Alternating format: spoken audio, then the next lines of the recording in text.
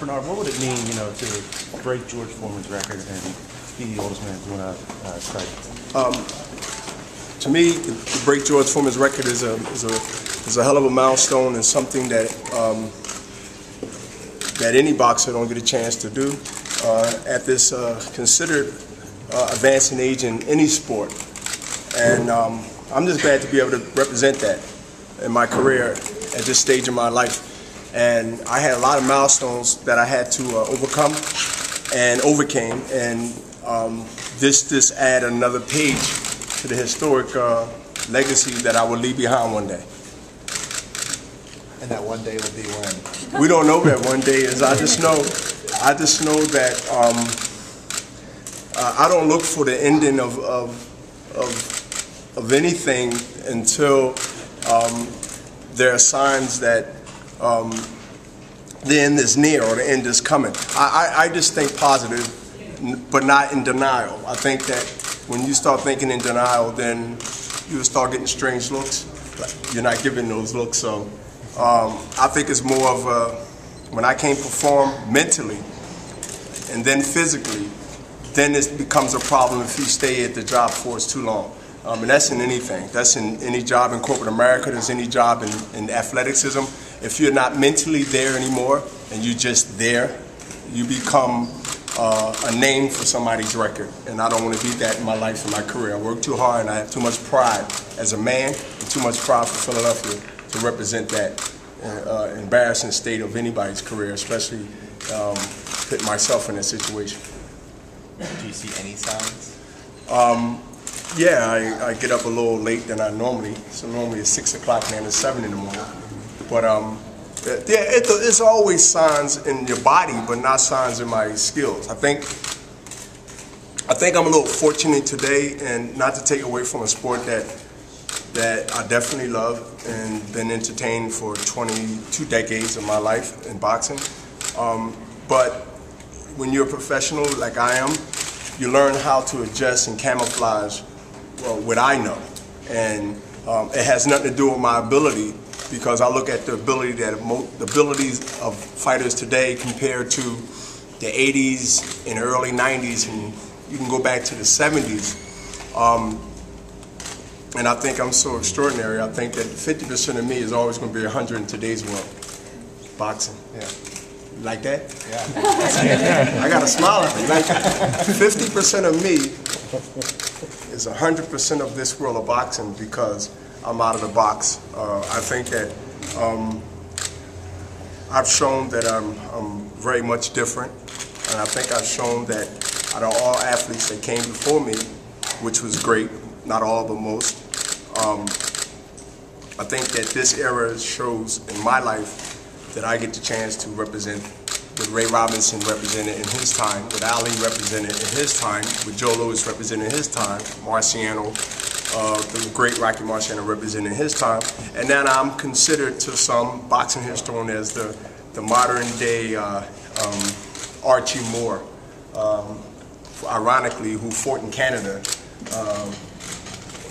Yvonne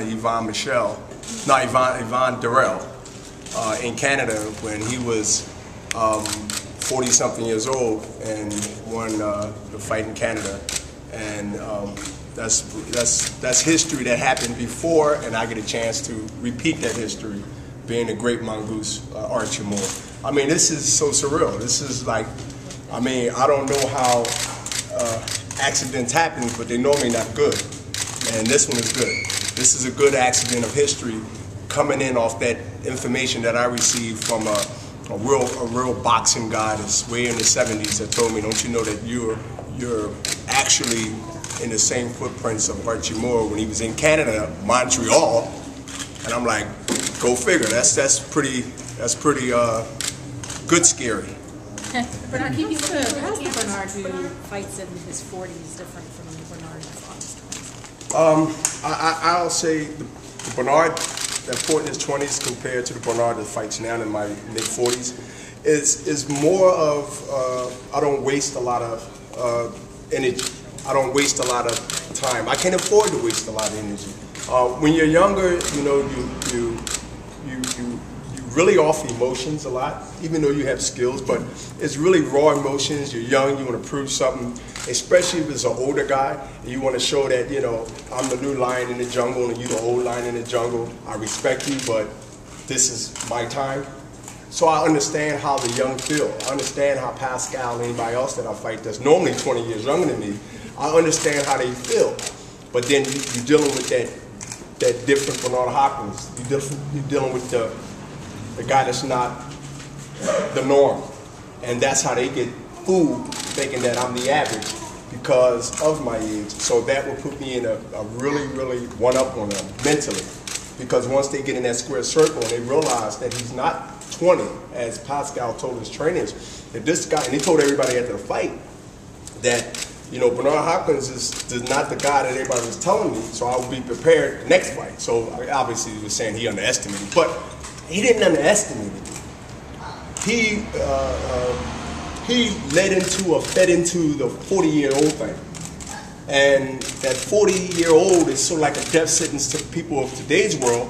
And I'm saying to myself, like, if you live right, you take care of yourself 10 years ago, 20 years ago, and you invest like you invest in business, and you take care of yourself, and you take care of your money, and you take care of things, and I adopted that to my lifestyle, then what is old? Is old because the way I've treated myself in the last 20 years, or is old is the way because I'm 40?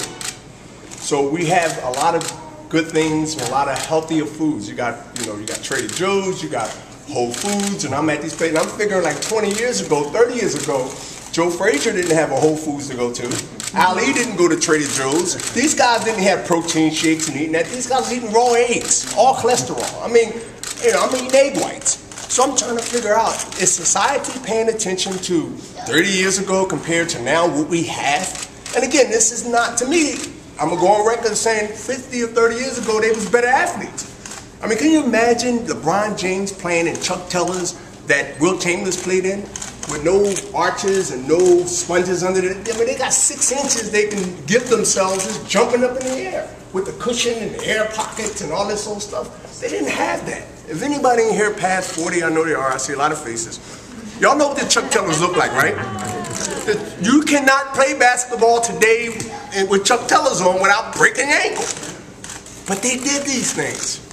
And they was great athletes doing it. So we got all these technology and computers, and you got all these fancy coaches with this titles and fitness coaches and people that give us the proper nutrients and all this stuff.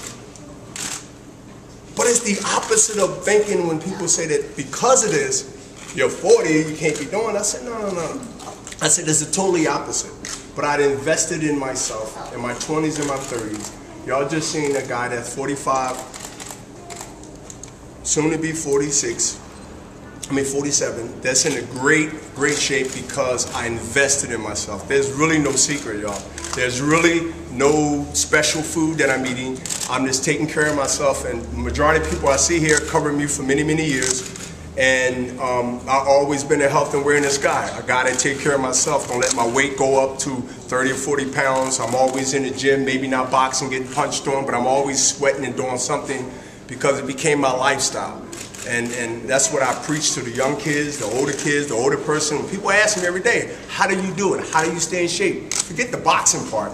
You look so good. You got a 30-inch waist. You're 46 years old. You speak well, you carry yourself well, your skin is clean. I said, well, you know, boxers get facial.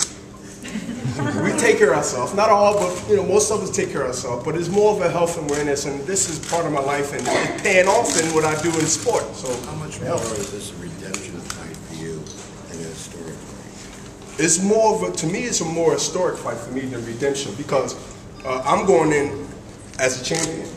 I'm going in as a guy that has to defend my championship. And when I was in Montreal for the press conference, I didn't bring them down now because to officially when I received the confirmation after next week that I am the undisputed light heavyweight champion again, second time. When I was in Montreal, Pascal was trying to be cute, and he gave me his belts because the WBC honored me with one of the only 2 fighters that they ever gave belts to as one of the greatest champions in boxing history of this era. And Klitschko was one of them, and myself. And he really got agitated by the WBC, and he gave me his ring championship, lightweight championship belt, where they had Chad Dawson, his name on it. And he also gave me the WBC that he won from Chad Dawson.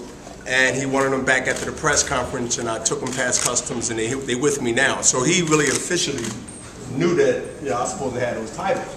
So they're down at City View at my apartment, and I look at them every morning, and I know I got to make it official on paper. But right now, I already have the belts. Seriously, this is no media joke or anything like that. I have the belts in my possession.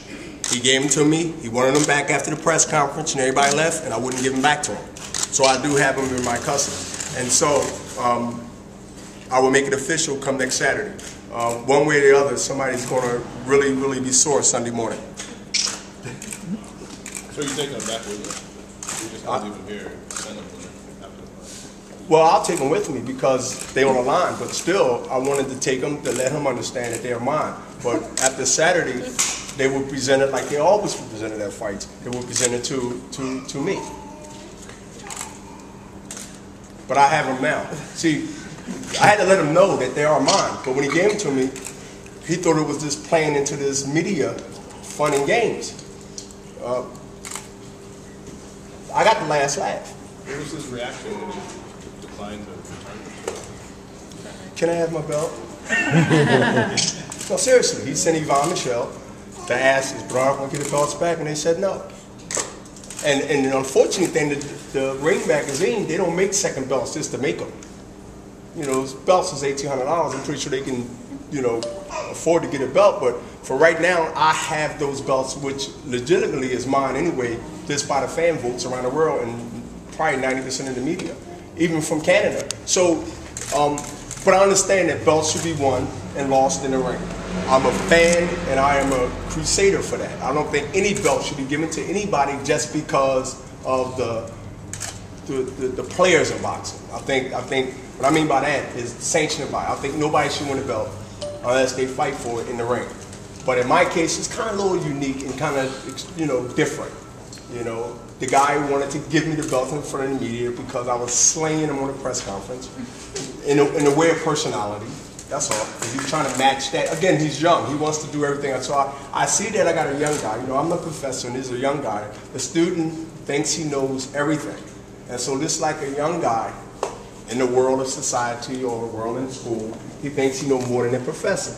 And every now and then, you have to go ahead and show them, right, or show him that even though you know a little bit of stuff, you don't know everything yet because you're not old enough to know everything yet. And anybody here that have kids, nieces, nephews, y'all understand what I'm talking about. It's the same thing in life. It's the same thing in sport.